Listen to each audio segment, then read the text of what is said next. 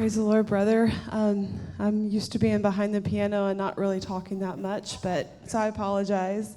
Jack and I go back 10 years. I can't believe it's been 10 years. I can't believe he has 2 kids because that makes me really old. Really old, you know. My son's in college. That's been tough.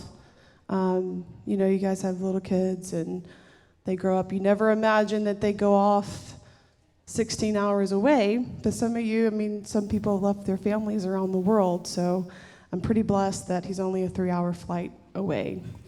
But I'm so thankful to be here. I'm really thankful to be with you all tonight. And it's a blessing for us to be able to be with you guys. And we'll probably be with you guys more often because we love you guys, right? All right. All right, God bless you. It's like I said, it's our pleasure to be here. And yes, sir. Thank you.